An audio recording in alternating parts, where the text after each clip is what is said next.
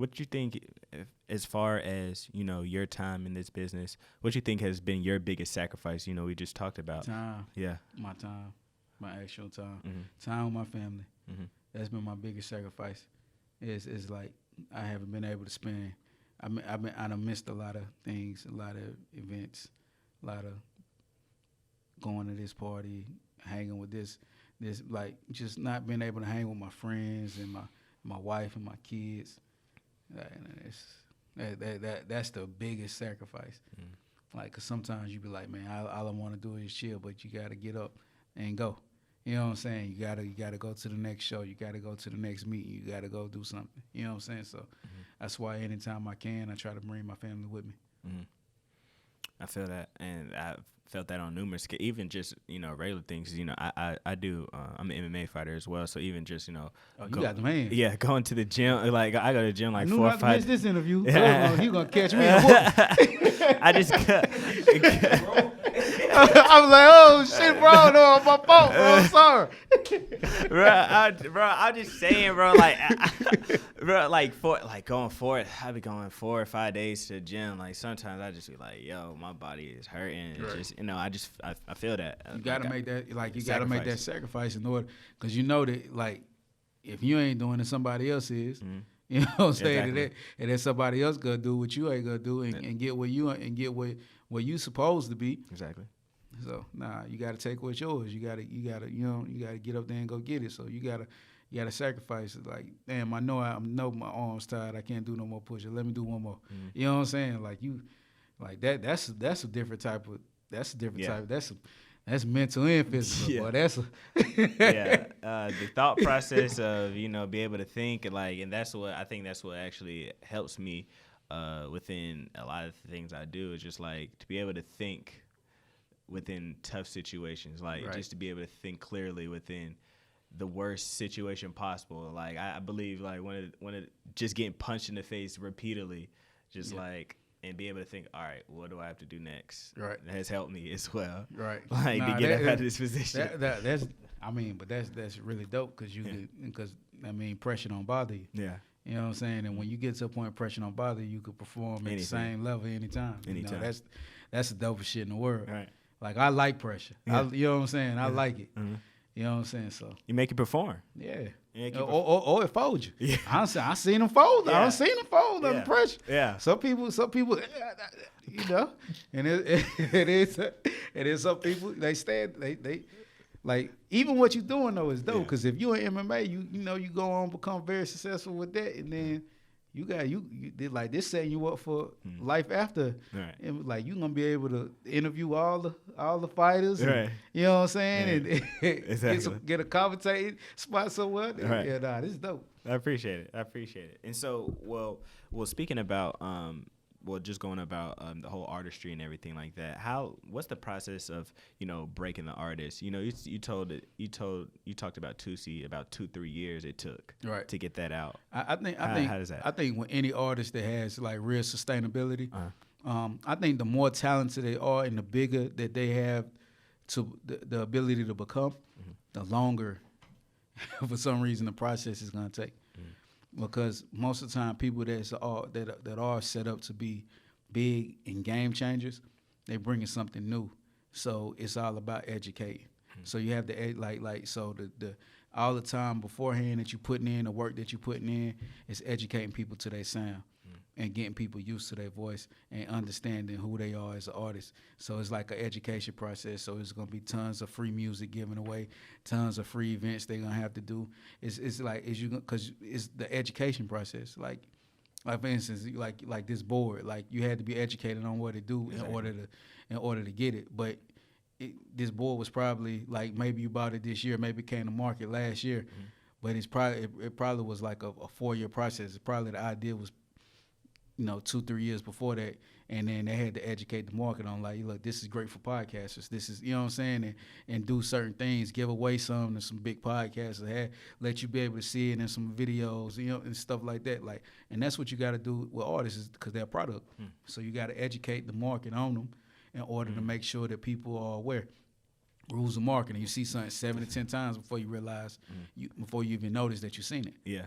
You know what I'm saying? So you got it's all about just putting stuff in the right place at the right times and making sure that you give these artists the right opportunity, and making sure that the product that you're giving them is something that of value. So if somebody does catch it, it can spread by word of mouth.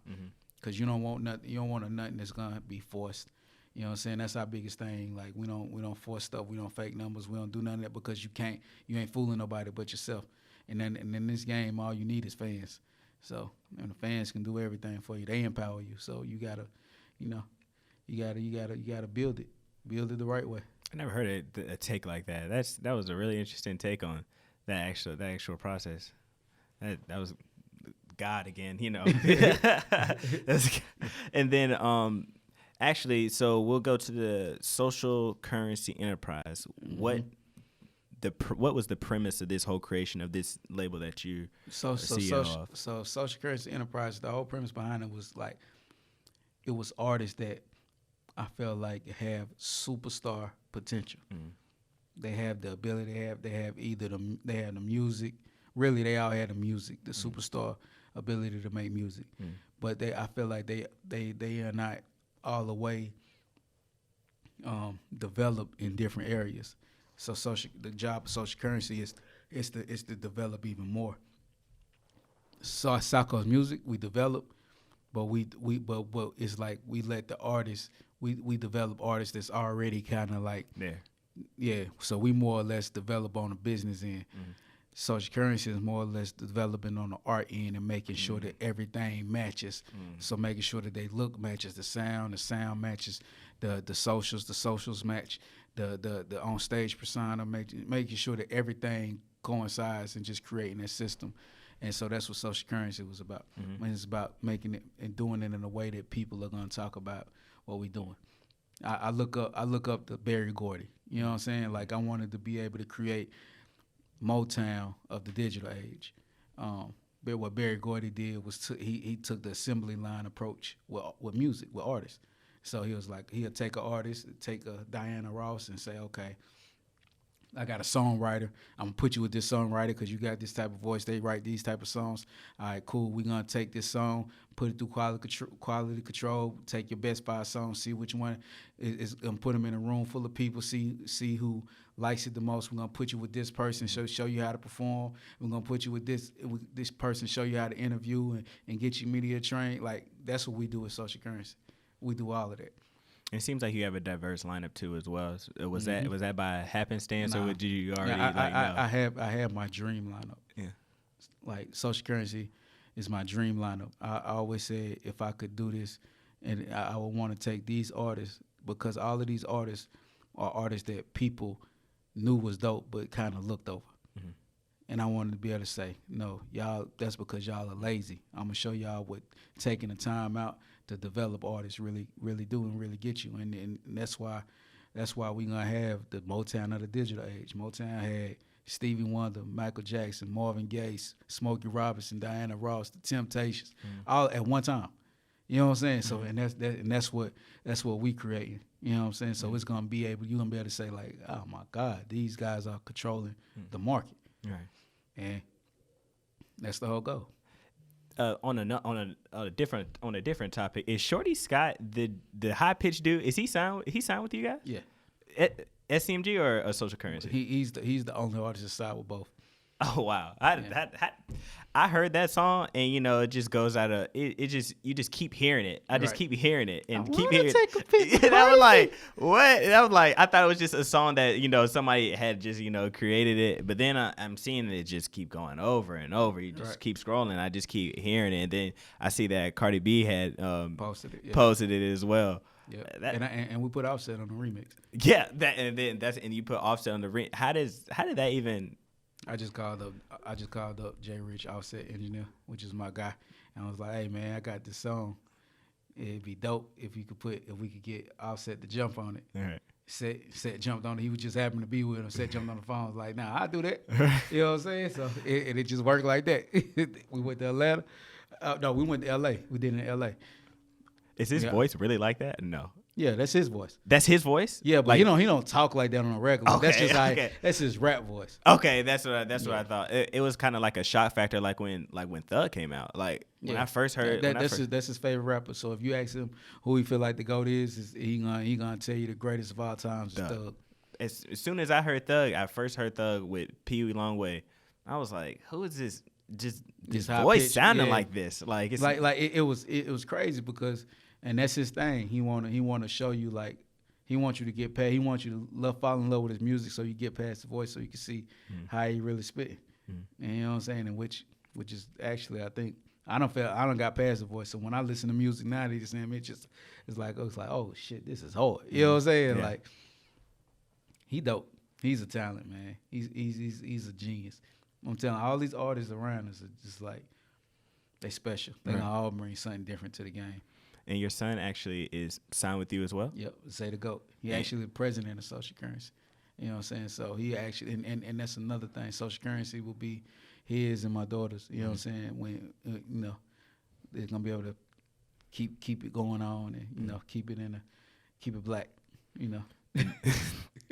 For real. Thank you for buying black, by the way. I you know what I'm saying? Right. My boy Wade in the building, Michael Wade in the building. Michael Wade in the building. Thank you for buying black.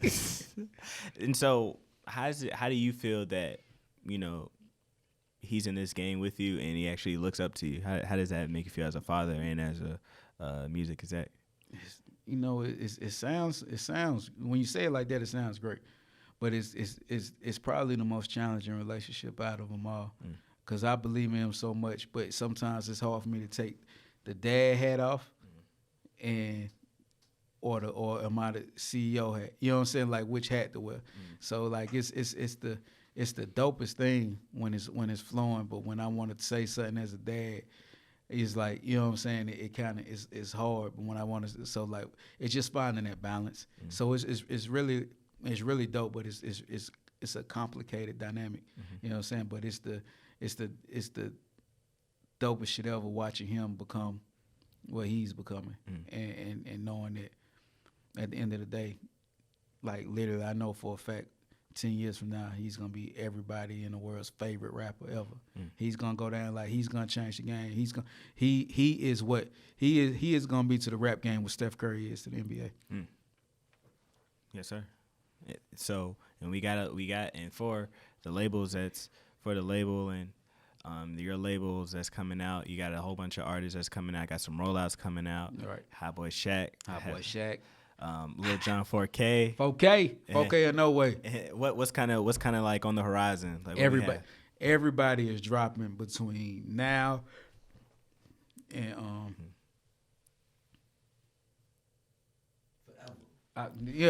forever. But now I'm thinking because we dropping projects on everybody on SCMG and SE between now and November. Every artist. Every artist. Every artist. Now in November. So you're going into that fall season. We're gonna control the summer, the fall, and let y'all chill in the winter. All right. You know what I'm saying? Y'all like we gonna yeah. So you got anything that you can let us know now? We just gotta let it rock. Nah, you gotta let it play out because we still putting together our rollouts, but we got just know that the music is done. Okay. And everybody is working on 2 projects. Everybody is 2 projects in, so we working on everybody's 3rd project right now. Yes, sir. Well, we got King Carter in the building, man. I really appreciate you. I appreciate coming on. And I always like to end my podcast off with something positive. So, 5 years from now, what's some advice you got for yourself? Right. Yeah. From right now, for you looking at yourself 5 years from now, what's some advice you want to give yourself? Don't lose sight. Mm-hmm. That's my advice to myself. Don't lose sight. You know what you came here to do. Do it. That's it? Yeah. Boy, King Carter in the building. Pitch Fed Podcast, full effect. Make sure y'all like, share, subscribe. We got the rollouts. Make sure y'all check y'all rollouts. Make sure y'all follow all their social media and everything like that. You know. And Push Fed Podcast, we out.